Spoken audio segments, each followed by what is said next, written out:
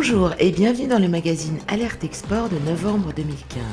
Au sommaire, l'interview mensuelle de CCI France International, un reportage sur l'AG de CCI France en présence de Mathias Feckel, l'étude UPS SME Exporting Insights 2015, une bonne nouvelle concernant la croissance de l'économie française et enfin les événements à ne pas manquer les semaines à venir. Avant de débuter ce magazine, un appel à témoins. Vous êtes français de l'étranger, vous êtes expatrié, vous êtes entrepreneur, vous êtes exportateur. Participez à la 10e édition des 24 heures chrono de l'International, en coproduction avec TV5 Monde et en partenariat notamment avec le CNCCEF et CCI France International. Cette opération télévisuelle se propose de traverser 24 villes du monde en 24 heures au travers de 24 émissions réalisées en direct. Un concept unique qui a pour but de mettre en lumière ceux et celles qui contribuent au rayonnement de la France hors de nos frontières. Si vous résidez dans l'une des 24 villes qui seront traversées les 19 et 20 janvier prochains, n'hésitez pas à revenir vers nous et témoigner de votre expérience. Pour toute information sur le sujet, contactez-nous en nous adressant un email à info@mondissimo.com. Comme chaque mois, Alerte Export donne la parole à un représentant d'une chambre de commerce française à l'étranger. On écoute Sanja Ivanić, directrice générale de la CCI France-Serbie, évoquer le climat des affaires et les secteurs porteurs sur ce marché. Donc, la Serbie, c'est un pays méconnu des Français. Nous avons un vrai problème de déficit de l'image et c'est pour cette raison-là, il me semble très important de parler de la Serbie en France, étant donné que des sociétés italiennes, allemandes, autrichiennes sont très nombreuses. Or, les sociétés françaises semblent seulement découvrir la Serbie. Depuis l'année dernière, la Serbie est officiellement candidate à l'Union européenne et cela semble rassurer les sociétés françaises, ce que nous effectivement voyons à l'augmentation du nombre de demandes d'information. Nous avons noté une belle croissance en ce qui concerne la filière automobile. Il se trouve qu'il y a 2 ans, Fiat a racheté la société locale Zastava et la production de 500L est aujourd'hui en Serbie, ce qui a fait que toute la filière automobile italienne s'est déplacée en Serbie. Mais évidemment, on a plusieurs sociétés françaises qui ont découvert le filon et elles sont de plus en plus nombreuses à venir en Serbie et s'y installer. Ainsi, en 2015, nous avons par exemple la société Hutchinson qui va s'installer en Serbie en construisant une nouvelle usine, pas loin de Belgrade. Et nous espérons que justement ceci va être le déclencheur pour de nouvelles sociétés du secteur. On a également le secteur de l'énergie, le secteur du transport, parce que la Serbie a une position géographique très intéressante parce qu'elle se trouve à la croisée de 2 corridors pan-européens, le corridor 7 et le corridor 10, qui fait que la Serbie est très intéressante pour être un site de production, mais aussi un site logistique, parce que depuis la Serbie, vous pouvez servir un très grand nombre de clients, quasiment 800 millions, notamment aussi grâce aux différents accords commerciaux que nous avons en Serbie. N'oubliez pas que la Serbie, c'est le seul pays en dehors de CE qui a l'accord de libre-échange avec la Russie. Donc aujourd'hui, nous avons une centaine de sociétés françaises en Serbie, mais de plus en plus, effectivement, qui exportent vers la Serbie, puisque c'est un pays qui se développe et où le pouvoir d'achat croît de l'année en année. C'est pour cette raison-là que nous espérons que d'autres sociétés françaises s'intéresseront à la Serbie. À regarder tout de suite un extrait du reportage de l'Assemblée générale de CCI France qui s'est déroulé le mardi 27 octobre 2015 à la Maison de la Chimie en présence de Mathias Feckel.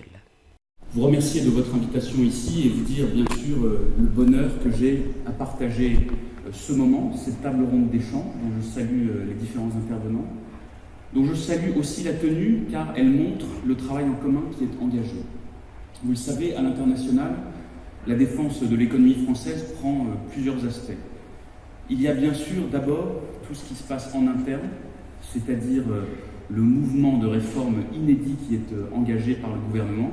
Il ne relève pas de mon périmètre ministériel, donc je ne m'y attarde pas, si ce n'est bien sûr pour dire que la bataille du commerce extérieur, elle se gagne d'abord à l'intérieur et sur le terrain. Et dès ma nomination, j'ai mis la question des PME à l'export et à l'international au cœur de mon travail.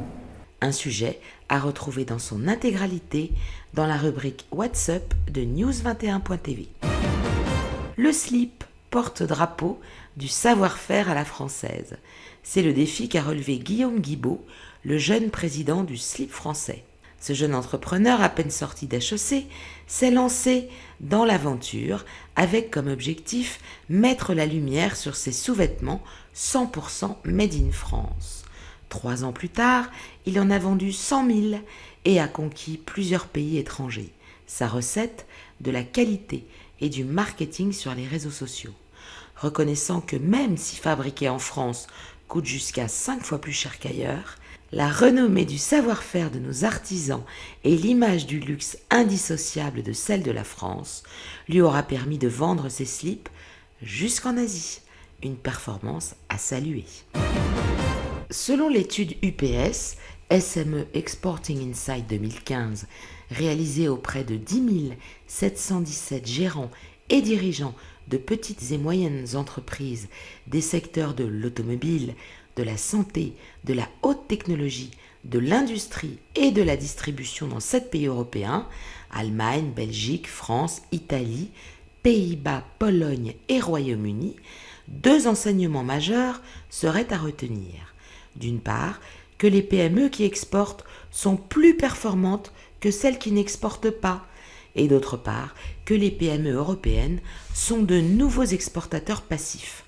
En effet, les entreprises interrogées, hormis les italiennes, ont déclaré que la demande des clients a représenté la principale raison pour elles de se lancer dans l'export.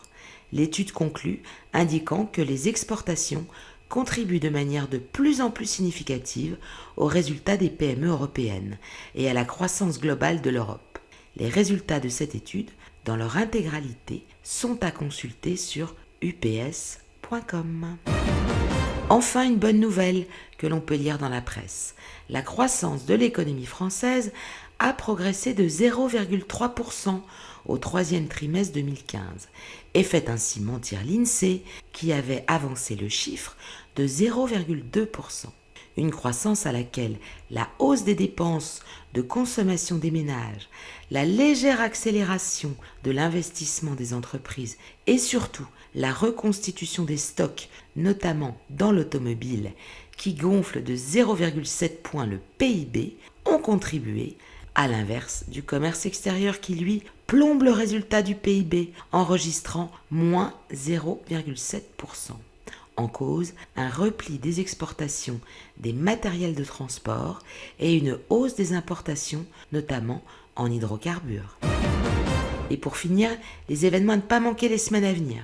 La CCIF Maroc organise en partenariat avec la CCIF Côte d'Ivoire une mission de découverte à Abidjan du 30 novembre au 4 décembre 2015. Les participants pourront bénéficier d'un planning de rendez-vous qualifié.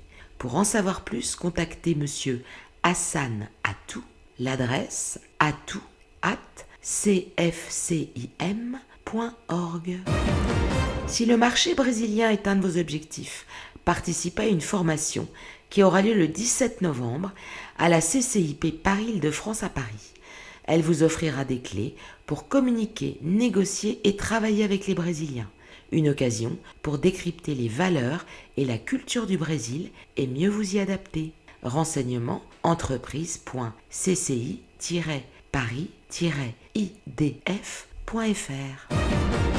Le jeudi 26 novembre à la CCI Versailles-Yvelines, fête de l'International 2015 dans les Yvelines, vous permettra de développer ou d'initier votre activité internationale en Europe ou en Afrique.